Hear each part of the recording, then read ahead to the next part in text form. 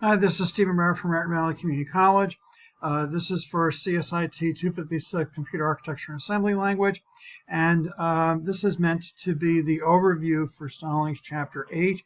And there might not be another video for Chapter 8. This may be the only one. It kind of depends on how long-winded I am. So, well, we'll see.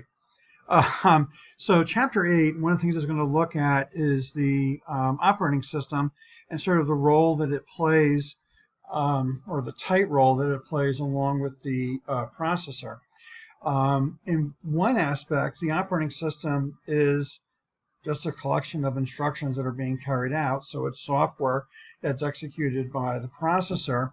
I think the difference is that the processor recognizes that that particular process, the operating system, is one that it will kind of yield to.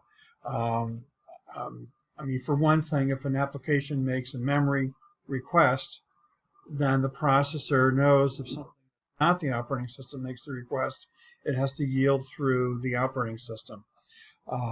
And the other thing that the operating system relies on is that at some point in time, the processor will return control to it, either via an interrupt or via a timer. And in terms of the timer, one of the things that's done in a multitasking environment is something called round robin. And what will happen is each process that's in memory gets a slice of the CPU. And when the slice of the CPU time is up, then the timer interrupt kicks in. And that's when the operating system then can kick in and then will basically set up for the next process in order to run. And then that process gets a slice of the CPU. Something we'll address on the next slide, if I'm not too long-winded, will be how the operating system manages the memory. But one thing I want to mention before we get into that has to do with processes. So one of the things our book has, which the states of the diagram are different than other books that we use, but it's very similar, has to do with what states the process can be in. And I'm going to take this out of order. So the ready state, when a process is in a situation where it has everything it needs and all it's waiting for is a slice of the CPU time, it's in the ready queue. And what the ready queue would be a queue of process control blocks, and the process control blocks will have things in terms of the state of the process. Well, let me jump ahead to the next one.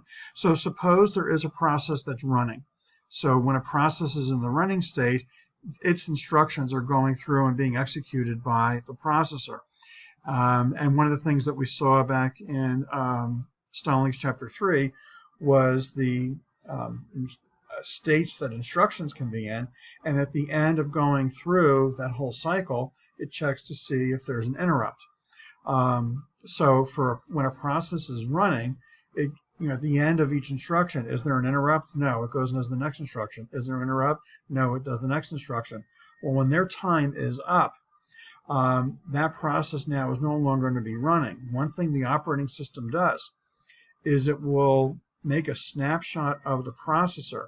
That means the registers, EAX, EBX, ECX, EDX, ESP, EBP, ESI, EDI, MOUSE. It makes a copy of all the registers and the program counter. So where are we in this program that is running? What instruction, what's the next instruction to be carried out?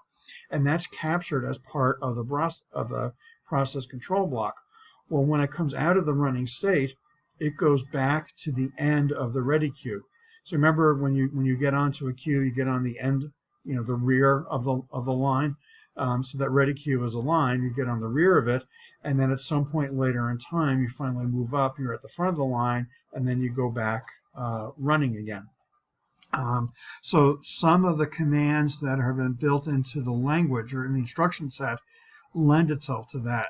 And so kind of like the push add and the pop add, well, the push add and the pop add is for putting things onto the stack, but it's being able to capture all those registers. If a process goes into a block state, so suppose a process is running and then it can't proceed until it gets an acknowledgement back from an I/O, it goes into the block state. And then the block state means that it's waiting some I/O. The I/O has to finish before it can go back to be in the ready state. So let's say that I/O interrupt comes in, and basically it's for a process that's currently in the block state. Well, that process now can go back to the ready state, so that when the processor is finally ready for it, then it can go and proceed with running that process. What the new and what the exit handle are for processes that are being started, that would be the new, and for when a process finally ends, so there's nothing else, think of the exit that we have that we're calling, then it's sort of the cleanup for it. From an operating system point of view, there's some accounting that is done in terms of like how many CPU cycles did that process take.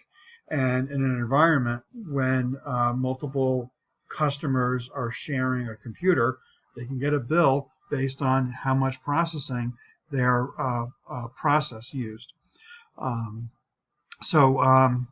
Okay, so the operating system is sort of the one that's coordinating all this.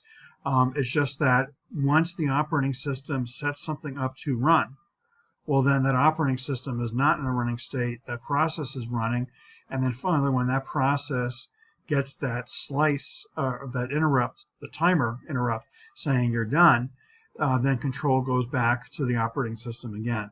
If we have a computer that has multiple cores or multiple processors, then possibly the operating system is still running on one of those cores or one of those processors. But if there's only one core, if we have only one processor, one core, then the operating system is not running while that slice of the process is running.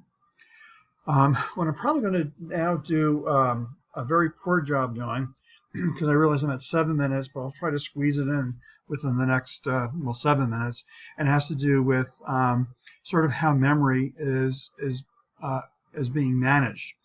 So for one thing, it looks at, or logically, the operating system will look at the memory. So if this right thing here is the memory, it's a collection of frames.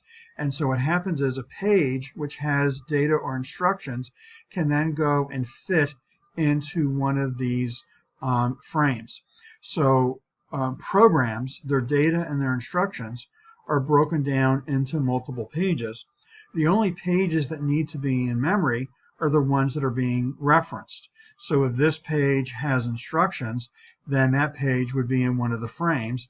And if there's another page that has data, then the data would be in another available frame.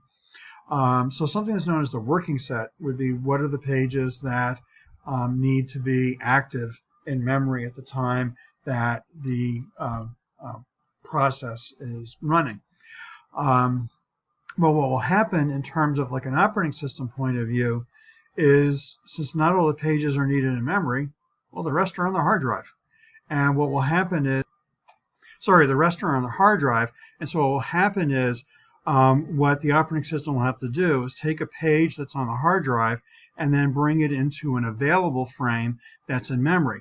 If all the frames are full, then what it may have to do is take one of the frames that, or one of the pages that's in a frame, and take that and write that back to the hard drive in order to bring one in. The act of doing that, taking the pages from the hard drive and putting it in memory, and then from memory and putting it back in the hard drive, that's swapping.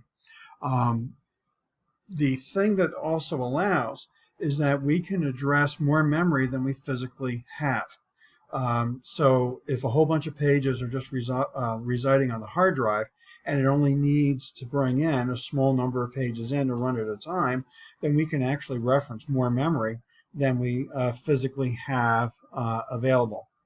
Now, when those pages come into memory, they can actually go in to any frame. And so if we think of this as being our memory, in terms of our memory addresses, Well, every time it loads in, it's going into a different place. And so what happens is when a reference is made to an address, a logical reference is made to an address, one of the things that the operating system will have to do is, using a page table, keep track of, for that logical address, what page is it on and where is it physically in memory at that point. So, and then that page table is something that resides in memory. And because the page can be loaded into any available frame in memory, what we really keep track of in terms of, like, let's say this is our data page, this is where our data is, the offset will, from the beginning of this page, how many bytes into the page does our data exist, or where will the data be? So if we ever refer to the data, we can refer to the offset, so that no matter where physically in memory that page is brought in, that offset, that delta, meaning the number of bytes from the beginning of the page to where the data is, that offset is going to be fixed.